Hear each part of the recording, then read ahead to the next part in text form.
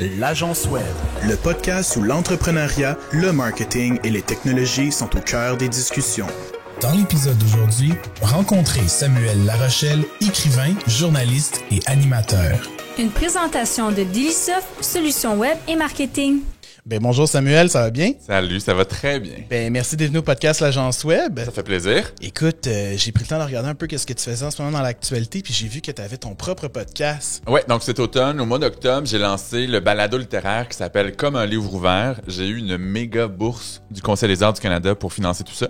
Fait que pendant les 2 prochaines années, j'invite 25 plumes québécoises. Je leur dis là, on parle pas de vos livres, de vos sorties, où on fait pas de la promotion. On jase d'écriture, de littérature, de façon hyper accessible, relax, chaleureuse, mais je me dis, étant donné que j'ai le même métier qu'eux, je vais les amener ailleurs. Étant donné que je les connais depuis des années, ça me permet aussi de prendre des directions qui sont originales. Fait que mon but, c'est que la plupart des choses qu'on entend dans le balado, on les ait pas entendues ailleurs. Puis jusqu'à présent, j'ai mis en ligne 3 épisodes. J'en ai enregistré au total 5 et ça va terriblement bien. Ah ouais, félicitations, c'est vraiment cool. Puis la promotion que tu dis que tu as eue, c'est vraiment dans le but de faire la promotion des écrivains d'ici, du Québec, tout le temps? La bourse, oui, du Conseil des arts, c'était pour financer la totale. Fait que, étant donné que c'est un balado qui est vidéo et audio, ça me permet de payer le studio, le technicien, la cinéaste, monteuse, le musicien qui fait le jingle, la graphiste, moi comme producteur, recherchiste, animateur. Fait que tous les volets, y compris chaque invité, tout ça est payé de très belle façon. Donc, c'était pour promouvoir la littérature québécoise autrement, puis assurer sa diffusion sur YouTube et Spotify, dans mon cas, puis que ça se rende un peu partout. Donc, tous ceux qui sont intéressés à plonger autrement dans la vie, dans la carrière des auteurs très connus au Québec peuvent écouter Comme un livre ouvert. Félicitations, c'est Merci. vraiment impressionnant. Puis les gens que tu vas choisir parmi tous les auteurs qu'on a au Québec, comment est-ce que tu t'y prends exactement? Je vais vers des gens dont j'admire la plume, des gens que j'ai lus beaucoup, que je connais. Comme ça me donne des pistes pour aller ailleurs dans mes questions. Et je ne mentirai pas en disant que c'est des gens qui sont établis aussi, qui ont déjà un bon, en anglais, on va dire un following, pour que lorsqu'on partage sur les réseaux sociaux, mon réseau, leur réseau, que ça fasse en sorte que le balado atteigne de plus en plus de gens. Je veux un mélange de romanciers de différents genres. Tu vas aller chercher dans plusieurs univers différents tout le temps. Là. Exact. Donc, à date, les 5 premiers épisodes, on a fait roman policier, poésie, théâtre. Donc, l'idée, à date, c'est d'aller toujours dans du nouveau, de pas être dans la redite, puis de faire en sorte que ceux qui nous écoutent apprennent à chaque fois. Dans les commentaires que j'ai reçus, il y a bien des gens qui ont aimé écouter puis qui me disaient hey, « Je connaissais pas tant que ça tel auteur, telle autrice ». Mais après l'avoir écouté pendant 75 minutes, j'ai envie de lire ses livres. Ça, c'est la meilleure nouvelle que je peux entendre. Là. C'est le meilleur objectif. Oui.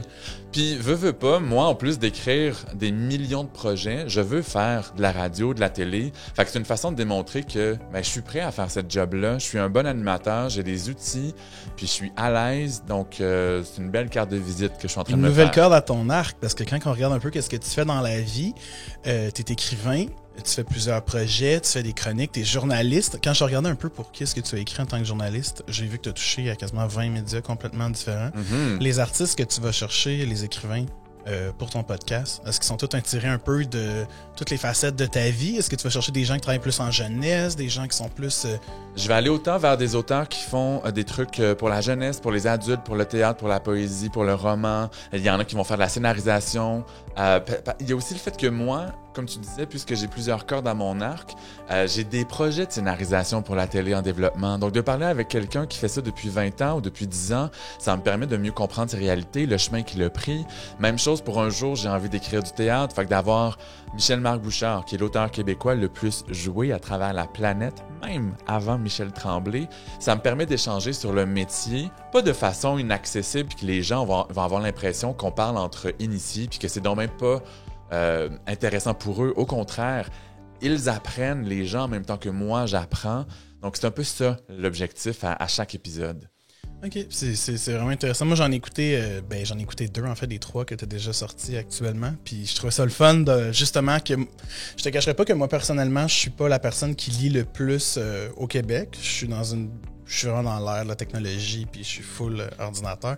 Mais justement, un podcast, ça me permet de découvrir, tu sais, dans un média qui est vraiment adapté aujourd'hui, là, je trouve, là, tu sais, en vidéo, photo.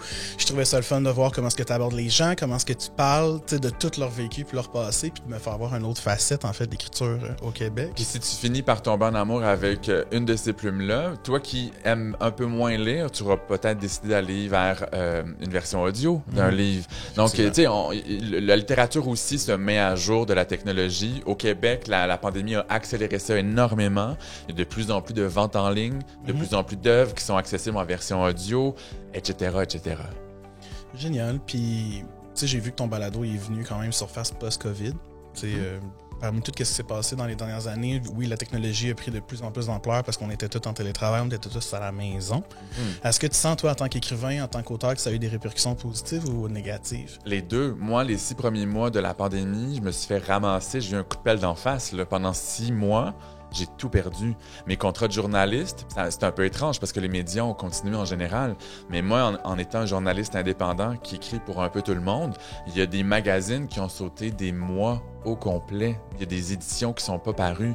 Puis il y a des journaux réguliers comme La Presse, qui est mon employeur le plus important, qui s'est concentré sur les journalistes permanents. Ils m'ont dit, on t'aime, on aime tes idées, ta rigueur, ton travail, ta plume, mais on peut pas t'engager pendant un certain temps. En tant qu'écrivain, les salons du livre sont disparus. Mes ateliers auprès des adultes ou dans les écoles, mes conférences, tout ça est disparu. Donc, j'ai dû faire appel à la PCU 3 fois. Puis, éventuellement, les choses se sont replacées.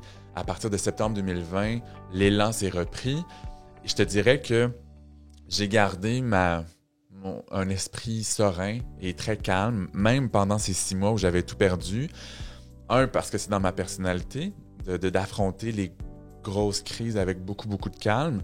Mais c'est aussi que comme tout est disparu, j'ai fait « OK, je vais me concentrer sur des projets de création. Je vais les faire avancer plus rapidement. Je vais les débuter maintenant alors que c'était prévu pour dans 6 ou 12 mois. » Et j'aime encore profondément le journalisme, mais je sens que de plus en plus, tout ce qui est créatif est en train de prendre le dessus. Tranquillement, peut-être qu'au cours des prochaines années, je vais être plus un créateur qu'un journaliste. Ça reste à voir, mais la pandémie m'a juste ouvert la porte un peu plus grand, puis je l'ai prise. Quand on regarde sur Internet un peu pour voir qui tu es, tu te définis comme un hyperactif de l'écriture. Puis en faisant des petites recherches, c'est drôle que tu me parles de la COVID puis de les 6 mois que tu as trouvé plus difficiles, mais j'ai quand même entendu parler dire que tu as travaillé à sortir 3 livres, je pense, en 3 mois. Est-ce que c'était pendant ces 6 mois-là? Bien, c'est que, étant donné que l'un des 3 livres, c'était une biographie, ça avait été commencé un peu avant, mais j'ai accéléré le processus. Toutes les entrevues qu'on a faites, au lieu de les faire sur 1 an et demi, on les a clenchées en 2 mois, les 2 premiers mois de la pandémie, justement. Il y a un des 2 autres livres qui est un livre jeunesse très court que j'ai écrit durant la pandémie. Et le 3e avait été commencé bien avant la crise, a été fini pendant. Mais je dis ça aux gens du milieu, puis c'est un peu fou dans la tête. Puis je le sais. Tu sais, 3 livres en 3 mois, avec 3 maisons d'édition différentes et 3 genres littéraires différents. Ça veut dire que soit je fais des essais puis je prends le risque de me péter la gueule dans des nouveaux styles d'écriture, soit j'ai tellement travaillé fort que j'ai réussi à être confortable, dans le bon sens du terme, dans trois styles. Puis là, au moment où on se parle, je sais qu'à l'automne 2022, je refais le coup. Encore 3 livres, 3 mois, 3 styles, 3 maisons d'édition. On dirait que mon cerveau est capable de gérer ça. Mais je te dirais que cet automne, j'ai dépassé mes limites en énergie. Fait que j'essaie de gérer mon extrême créativité, beaucoup d'énergie, on va le dire, je suis hyperactif. Et le fait que j'ai besoin de chiller, de faire respirer mon cerveau puis de vivre. Sinon, j'en aurais plus d'histoire à raconter.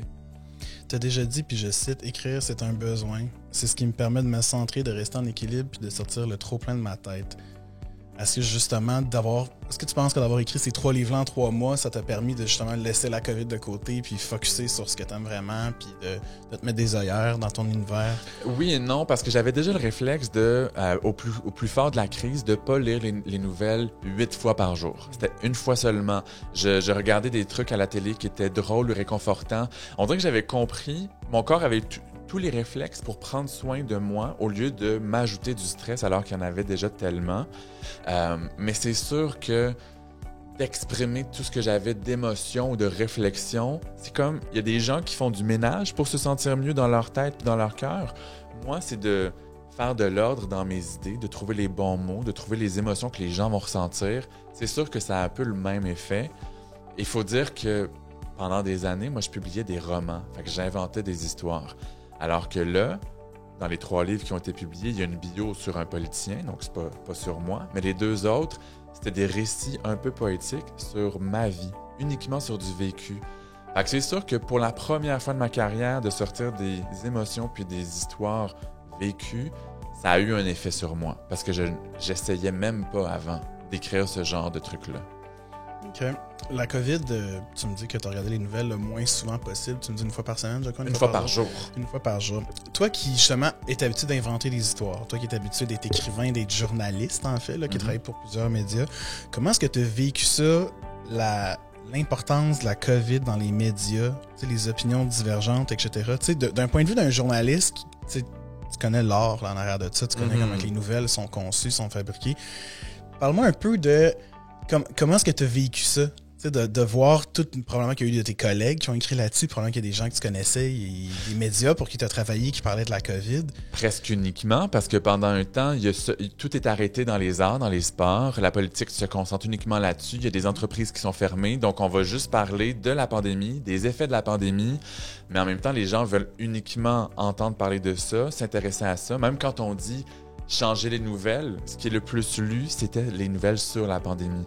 Fait qu'inévitablement, il fallait que tous les médias qui m'engagent et les autres focalisent là-dessus.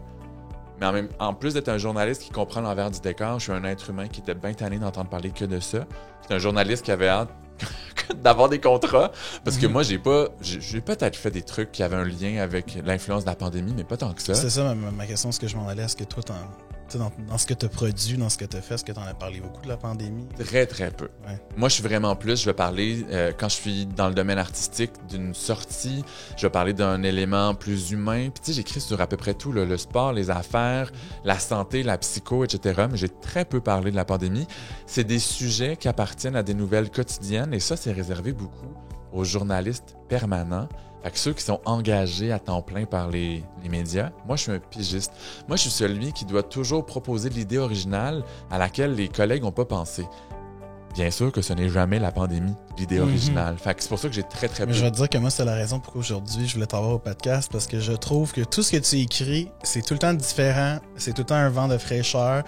Écoute, moi, j'ai vu tes articles dans la presse, j'en ai vu dans le Fugue, puis même des fois, je t'ai déjà écrit en privé, parce que ce que tu écris, ça me fait réagir, ça peut être en bien ou en mal, mais généralement, je trouve ça drôle, tu sais, de voir ta perception des gens, des commentaires que tu mets. J'aime ça voir comment tu prends l'opinion de tout le monde, puis que tu fais une boucle. Tu sais, souvent, ça me fait rire, parce que moi-même, j'ai mon opinion. Puis, tu sais, je trouve ça le fun de voir, tu sais, l'art de ton métier aussi. C'est que même quand tu vas dire quelque chose, tu vas pas être politique correct, mais tu vas prendre l'opinion de tout le monde quand même ensemble, puis tu vas émettre ton opinion. Puis, tu sais, je trouve ça le fun de... Si tu fais référence au seul texte où j'exprime mon opinion, c'est la chronique dans le Fugue mensuel depuis 7-8 ans. Dans le fond, quand on ouvre le magazine en version papier, c'est mon texte qui est le premier qu'on peut lire. C'est vraiment une petite fierté, là, je vais le dire. Et... Attends, je vais faire jouer mon son. Ah, vas-y. Ah, je l'attendais. On l'attendait. C'est que j'essaie d'avoir des opinions différentes, une perspective différente pour que ça vaille la peine de me lire. Sinon, c'est juste de la redite. Mais on dirait que dans ma tête, j'entends ceux qui me contredisent, j'entends ceux qui se ferment d'emblée à une idée différente de la leur. Fait que j'essaie de déconstruire leurs arguments à même mon article où j'exprime une autre idée. Fait que... Mais pour de vrai, ça, j'adore. Puis, tu dis qu'il est dans la version papier, j'ai dit tantôt, je lis pas les papiers malheureusement, mais je finis tout le temps par l'avoir sur mon ordinateur. Quand même. C'est chronique. Donc, félicitations pour ça. Moi, je trouve ça vraiment... Merci. Puis, tu sais, pour l'autre volet, le fait d'être journaliste, là, c'est pas de l'opinion, mais c'est pas juste en tant que pigiste que j'ai besoin de me démarquer pour qu'on m'engage. C'est moi qui aime ça, traiter de sujets différents. Puis... sur plein d'aspects de ma vie, j'ai comme décidé d'embrasser ma différence. Puis à date, ça m'amuse parce que ça me donne des sujets hyper intéressants. Puis c'est payant parce qu'on m'engage beaucoup. Fait que ça va. Effectivement. J'ai pris le temps de regarder ton site web pour avoir le portrait de qui tu étais. Mon nouveau site web que j'ai fait moi-même, comme un grand garçon. Pendant la pandémie? Oui. Bon, regarde, été. tu vois, il y a eu des bons côtés. Mais oui, je regardais, tu sais, voir tout ce que tu faisais, comment c'est tellement différent. Puis c'était une de mes questions, en fait, que je voulais savoir, pourquoi est-ce que t'as jamais songé devenir journaliste permanent quelque part? Puis je me suis répondu à moi-même, en fait, en regardant tout ce que tu fais. Tu sais, je regardais les salons du livre, je regardais ton balado, je regardais des nouveaux projets qui s'en viennent qu'on va parler tantôt, là. Mais justement, t'es tellement polyvalent, puis tu peux te permettre de t'exprimer dans tellement de sujets, de médias différents, qu'au final, c'est sûr que tu dois être heureux là, le soir de te dire que demain, tu fais quelque chose d'autre. Qu'est-ce que tu fais aujourd'hui? Chaque jour, j'ai comme 3-4 parties différentes dans ma journée. Puis pour répondre à l'élément que tu as donné il y a quelques secondes, on m'a proposé une permanence à la presse après 4 mois, en 2012. On était rendu en 2013. Et j'ai dit non. Parce que j'avais peur, puis je pense que j'avais un peu tort, mais j'avais peur de devoir aller au bureau de 9 à 5, d'être dans un seul domaine de sujet, alors que en tant que pigiste, non seulement mes sujets sont différents, mais j'écris pour les débrouillards, pour les enfants. J'écris dans la presse pour un public général. Dans le magazine Caribou, c'est plus spécialisé alimentation, agriculture, restauration. On est dans le public de niche dans le fugue. Puis je ne vais pas continuer comme ça avec tous mes clients, mais ça m'oblige à jamais m'asseoir sur mes lauriers parce qu'il faut que je change ma façon d'écrire. Puis après ça, si on s'en va dans la création, roman pour enfants, pour ados, pour adultes, biographie, poésie, il y a des projets de scénarisation. Encore une fois, il y a pas vraiment de confort. Je me sens clairement à ma place j'ai développé des outils dans certaines de ces facettes-là, mais je me renouvelle constamment. C'est ça que ça me permet, d'être pigiste. Ouais, ben t'es aussi... au final, tu as une clientèle qui est tellement différente. Parce que, tu sais, au final, moi, ce que je trouve drôle, c'est que j'ai une petite fille en ce moment qui, un jour, va probablement lire ce que tu fais, qui va peut-être regarder Les Débrouillards, qui va peut-être lire tes romans jeunesse. Je pense que j'ai vu Lily. Oui. Tu sais, je me dis, c'est quand même drôle que moi, je vais peut-être te lire dans tes chroniques sur le fugue, puis dans la presse, puis qu'elle va te lire le soir dans ses histoires. Tu imagines à quel point c'est cool de dire ça? Ouais. Fait que, c'est vraiment le fun pour ça. Bravo, là, encore une fois. C'est vraiment génial. Écoute, on va juste prendre une courte pause, puis on va revenir tout de suite après. Là, j'ai plein d'autres bonnes questions pour toi. À tantôt. Le podcast est une présentation de Delisoft. Demandez une analyse gratuite de votre site web directement sur le site web du podcast à agenceweb.show. Un expert web de Delisoft vous contactera gratuitement et analysera avec vous comment devenir numéro 1 sur Google et comment améliorer vos performances en ligne rapidement. Ben, rebonjour Samuel. Rebonjour. Écoute, juste avant, on a fait un survol un peu en tant que journaliste, on a parlé de ton podcast. Malgré ça, on a encore plein de nouveaux sujets qu'on peut parler maintenant. J'ai vu que tu avais quand même une belle collaboration depuis plusieurs années avec les Salons du Livre. Oui, dans le fond, quand on n'est pas en pandémie, je vais entre 8 et 12 Salons du Livre à travers le Québec et au Nouveau-Brunswick. Donc, j'aime particulièrement ceux en région parce qu'il y a un accueil extrêmement chaleureux. Puis, mais je vais aussi à celui de Québec et de Montréal, qui sont deux énormes machines. C'est des ruches, ces endroits-là. Ah ouais, c'est les salons où il y a beaucoup de monde. Ben oui, dans le fond, quiconque est déjà allé sait que aller au Salon de Montréal le samedi ou le dimanche, c'est survivre au salon, de moins d'espace pour découvrir des nouveautés, parler avec des auteurs, mais l'édition qui vient tout juste de passer, au lieu d'être à la Place Bonaventure, c'était maintenant au Palais des Congrès. Il y avait aussi moins d'exposants, ça respirait tellement plus. Il y avait aussi, en raison de la pandémie, une obligation de réserver sa place. Fait que le nombre de personnes maximum était... Réserver sa place au salon ou avec les écrivains qui sont là? Ben, le public qui venait devait réserver sa place. Donc, il y avait un moyen de faire en sorte qu'il n'y avait pas trop de personnes. Donc, ça respirait. C'était plus agréable. J'ai vu que tu allais collaborer à un nouveau salon du livre. Oui, dans le fond, le 4 et 5 décembre, il y a le premier salon du livre LGBTQ+, à Montréal, qui a été organisé par Denis Martin-Chabot et qui est derrière Fierté littéraire, qui fait plein d'activités durant l'année.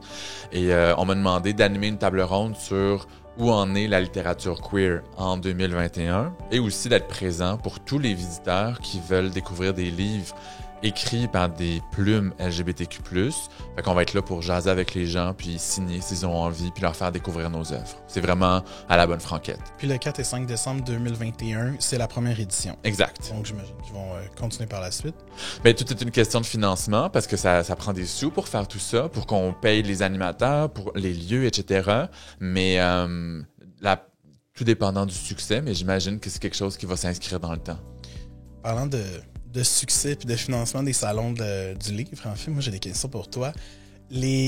À quel point est-ce que l'importance d'un salon aujourd'hui dans la vie d'un écrivain, elle est là, elle est présente? Eh là là, c'est une question à $1 million ce que tu me poses parce que on fait pas tant de ventes que ça dans les salons. À moins d'être déjà une méga vedette qui va donc attirer beaucoup de gens qui vont acheter ou qui ont déjà leur copie puis qui font signer puis qui veulent jaser un peu avec leur auteur vedette.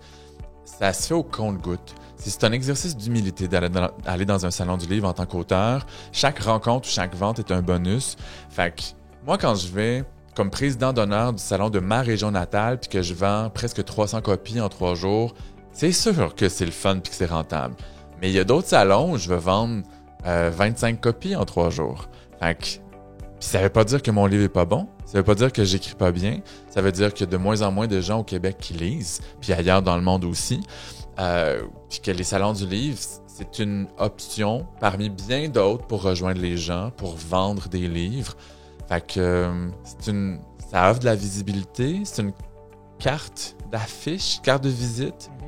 Mais non, je suis pas prêt à dire que ça change notre vie en termes de revenus. C'est sûr que si on est engagé pour des activités avec les jeunes ou les adultes, des tables rondes, des animations, c'est des revenus supplémentaires, mais c'est pas les salons du livre qui viennent payer tous mes comptes. Vraiment pas. Autrefois, c'était quand même un big happening, les salons du livre, en tant que l'Internet était moins présent. Là. Puis c'est pas l'Internet qui a changé ça, c'est que il y a eu le nombre de livres publiés au Québec et dans le monde a tellement décuplé. Il y en a tellement, et j'insiste sur le mot tellement, qu'on se perd dans une mer de livres. Fait que chaque livre vit moins longtemps dans une librairie, a moins de visibilité médiatique, il y a moins de bouche à oreille parce qu'il y en a tellement trop tout le temps de nouveaux qu'on se perd. Fait que c'est ça aussi, les gens lisent moins et il y a 1000 fois plus d'offres. Fait que l'effet est inévitable. Donc là, de l'offre et la demande est très, très, très présente dans le monde du livre. OK, c'est vraiment intéressant. Tu me disais tantôt que c'était un parmi les techniques qu'un écrivain pouvait utiliser pour se faire découvrir, en fait. Fait que néanmoins que peut-être les ventes ne s'engendrent pas comme qu'on voudrait dans un salon du livre, c'est une belle visibilité. Tu sais, je veux dire, quand tu vas là, tu peux découvrir des gens, tu peux faire des belles rencontres, se promener. On en a, nous, chez Delisoft, du monde qui adore aller au salon du livre, qui part même avec une valise en métro. Ah ouais, on les aime, ceux-là. Pour aller là. Fait qu'il y en a qui adorent les salons du livre, qui adorent aller là pour découvrir des gens, puis adorent aller là aussi pour faire une prise de contact avec quelqu'un qui aime beaucoup, qui ont acheté toutes leurs œuvres, etc. Tu parlais de faire des ventes. Celui qui va là chez Delisoft, qui est un mordu là, du salon du livre, il arrive avec ses livres déjà achetés, puis il les fait signer, puis il aime ça rencontrer. Il y a un bel aspect à ça quand même au final pour rencontrer les gens, pour faire une prise de contact avec les écrivains, j'imagine. Oui, à chaque fois qu'il y a une conversation, c'est enrichissant, c'est humainement super le fun, mais il y a le versant opposé où t'es un parmi des dizaines, voire des centaines d'auteurs. T'as des gens qui ont leur gros manteau, qui essaient de survivre, qui vont voir l'auteur vedette qu'ils connaissent déjà.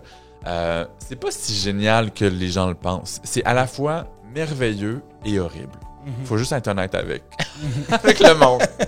Ben, si au moins t'es capable d'aller là et d'en tirer ce que t'as comme objectif, c'est une bonne chose au final. Mais pour vrai, au Salon du Livre de Montréal, quand je suis retourné jeudi soir, j'ai pris une photo et j'irradie la bonne humeur. Fait que visiblement, j'étais content d'être là. Alors que le lendemain, le vendredi soir, comme c'est toujours un peu calme le vendredi soir, j'étais comme, après mon automne complètement fou de 1000 projets, j'aurais peut-être relaxé chez moi sur mon divan. Fait que je suis vraiment habité par les deux émotions. Parfait. Ta ville natale, c'est Amos, en Abitibi-Témiscamingue, alors que tu allais dire Alma, qui est au Lac-Saint-Jean. Excuse-moi. Puis eux, ils font un salon du livre. Puis tantôt, tu me parlais quand tu vas là, t'es comme un écrivain d'une fierté. Pour eux, comment ça fonctionne? Ben, c'est que dans le fond, chaque région du Québec a son salon du livre régional. Ouais. Dans ma région, c'est une région qui fait un truc différent, c'est que ça change de ville à chaque année. Fait qu'il y a 5 villes importantes dans la région, fait que chaque ville va l'avoir à tour de rôle.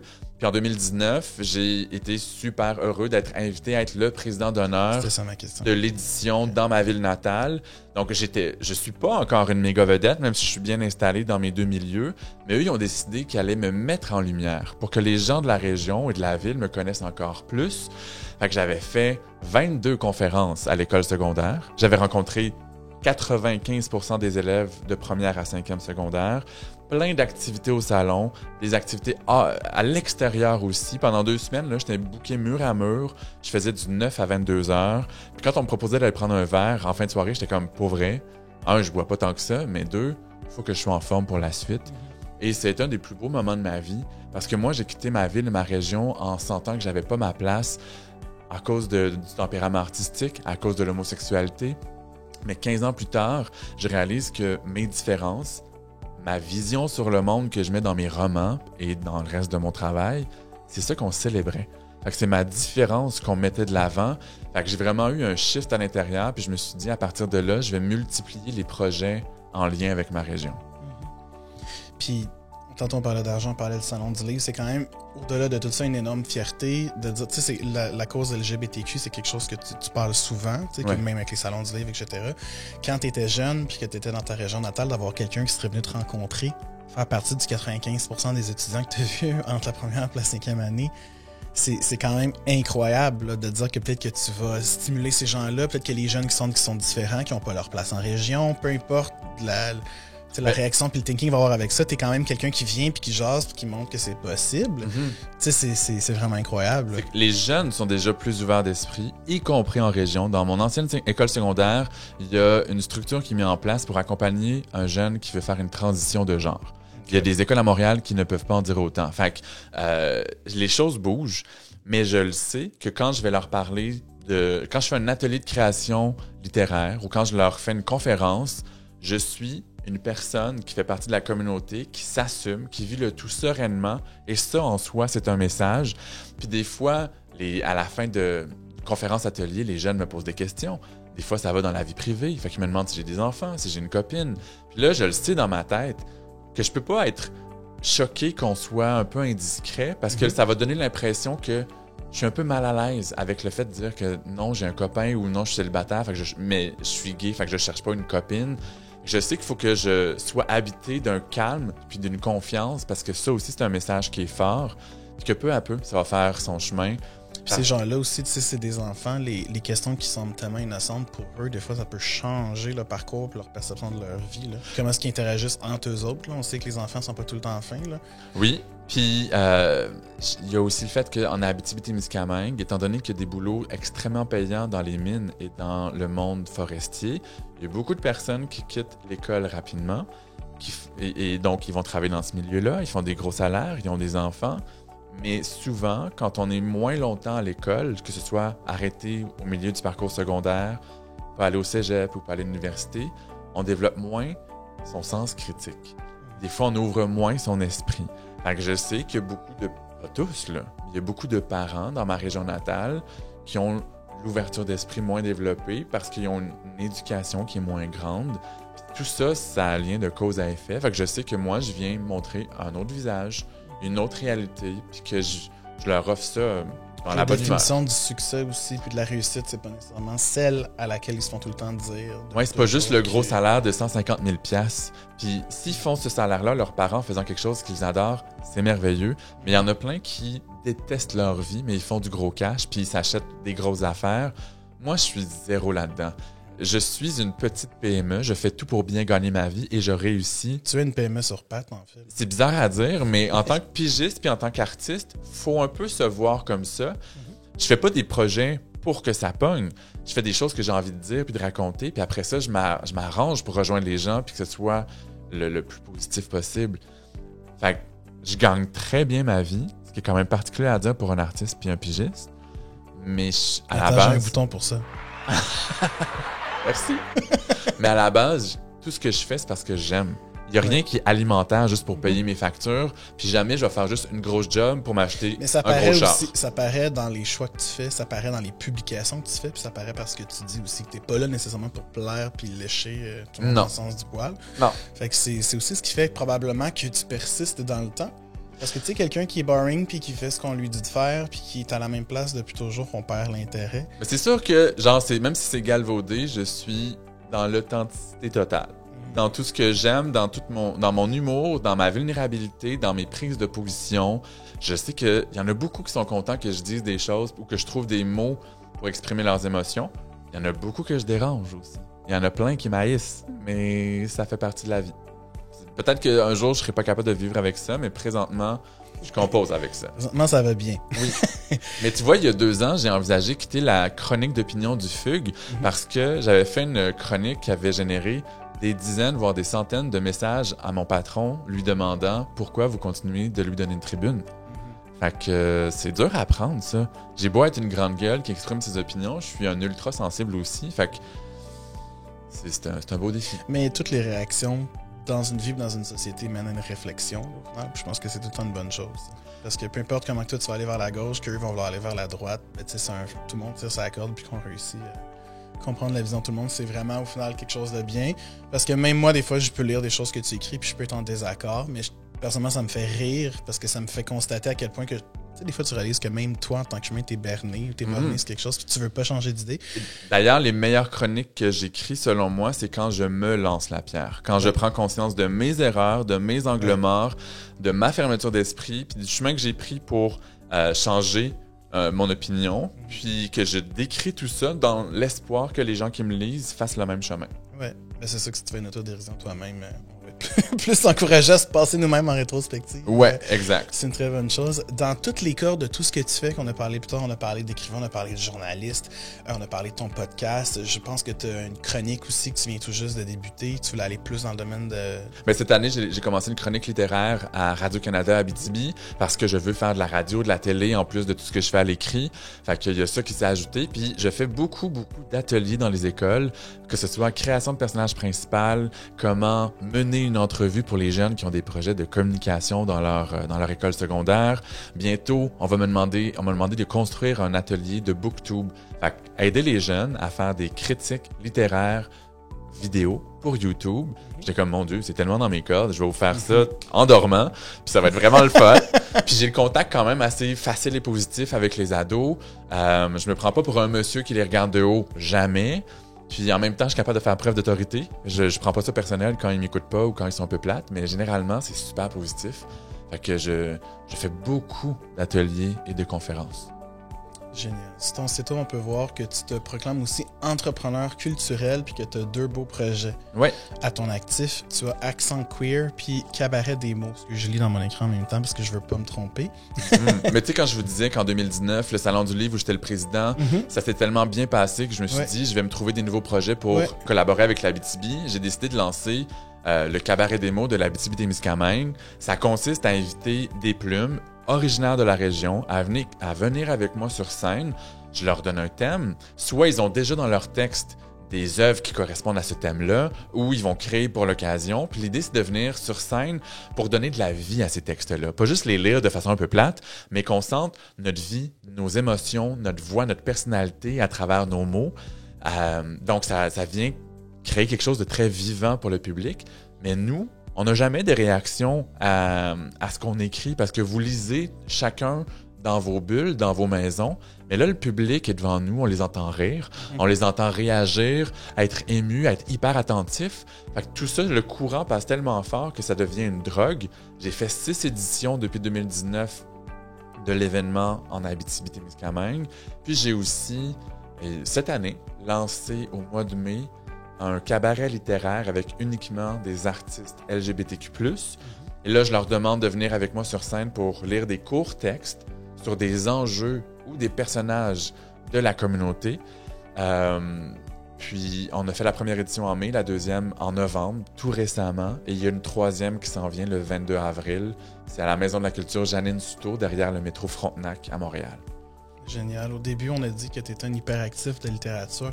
Moi, je te lisais déjà dans plusieurs journaux. Je te voyais interagir sur Facebook. Aujourd'hui, je te parle. Moi, je dirais plutôt que tu es une PME interactive sur l'écriture parce que tu fais beaucoup de choses.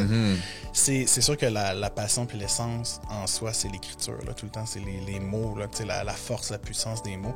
Ma question pour toi, c'est en tant que... Tu me parles que tu es producteur d'événements, tu es écrivain, ce sont quoi en tant que... Ma question va être plus axée sur le fait d'une PME, mais la promotion. Comment est-ce que en 2022, maintenant, bientôt, comment est-ce qu'un écrivain, ça a l'air à quoi? C'est quoi le travail que vous devez faire pour faire découvrir ce que vous faites? Parce que tu me dis qu'il y a tellement plus d'œuvres qu'il y en a eu dans le passé. Puis il y a moins de demandes un peu parce que les gens lisent moins. C'est quoi le nœud de la guerre? Qu'est-ce que tu fais pour faire découvrir qu'est-ce que tu fais aux gens? D'une part, d'aller sur scène avec un événement que je produis moi-même, d'aller dans les salons du livre, d'aller dans les écoles avec des jeunes qui me connaissaient peut-être pas puis qui ont peut-être la curiosité, après une belle rencontre, d'aller voir ce que j'ai écrit puis de plonger dans tous mes livres.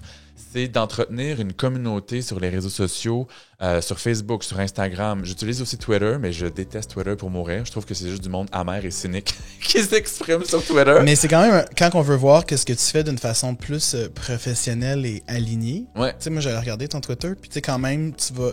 Moins d'émotion un peu aussi quand tu publies sur Twitter. C'est plus actual facts. Ouais. Tac, tac, tac, tac, tac. Je partage des articles, je partage des sorties, je partage des événements, alors que sur Facebook, il y a beaucoup plus de ma vie privée qui se mélange à tous mes projets. Il va aussi avoir l'envers du décor de ma création. Je vais être très drôle, très niaiseux, très touchant, très dans la prise de position. Il y a vraiment un petit peu de tout.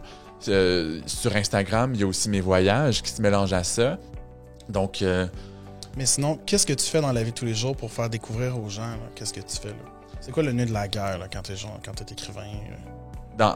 Au-delà de tout ce que je viens de nommer, mon Dieu. Mais tu sais, le balado, c'est ça aussi. C'est essayer de trouver les moyens d'être vu. Mais tu sais, les foutus algorithmes, là, je les ai profondément là où vous pensez. C'est dur de se faire voir, même si il y a plus que 4000 personnes 4000 personnes qui me suivent sur Facebook, puis quelques autres milliers sur les 2 autres réseaux. Mais je sais qu'il y a des super belles publications qui vont se perdre parce que ce matin-là, l'algorithme s'est réveillé du mauvais pied. Fait que c'est dur. Ouais. Puis je fais partie de ceux qui ont un beau following. Il y en a qui sont suivis par 200 personnes. Il y a plein d'auteurs qui détestent avoir à se mettre en scène ou à se rendre visible sur les réseaux sociaux. Puis bien sûr, il y a les médias traditionnels. Moi, dès qu'on me demande en entrevue, je vais y aller. Devenir un balado comme ici, je vais atteindre des nouvelles personnes qui savent peut-être pas du tout qui je suis, même si je fais partie des privilégiés qui gagnent leur vie en écrivant, puis on n'est vraiment pas nombreux au Québec. Donc, c'est d'accepter plein d'opportunités différentes, d'aller au Salon du livre LGBTQ, c'en est une autre. Fait que c'est pour ça que je multiplie. C'est par passion pour toutes ces activités-là, puis aussi pour agrandir mon cercle de personnes qui s'intéressent à mes projets. De ma perspective, moi qui dans la vie vends de la publicité pour des entreprises, là, c'est ce que je fais du marketing en ligne. Je te dirais que ce que je réalise, c'est vraiment la communication est encore très importante avec les gens, les individus, etc. Mais tu sais, tantôt on parlait de beaucoup de ce que tu disais puis comment est-ce que ça peut faire réagir. L'authenticité que tu vas véhiculer au travers de ton Instagram, ton Facebook, ton Twitter, tout ce que tu as nommé. Ouais. Oui, des fois, ça va peut-être aller dans un sens qu'on aime plus ou moins puis qui va nous affecter, mais au final, je pense que c'est ça aussi qui fait que ça persiste puis que tu peux te permettre de jongler au travers tout le parcours que tu as fait puis tout ce que tu as fait au final. Parce que j'ai des entreprises qui viennent me voir pour faire la promotion de produits.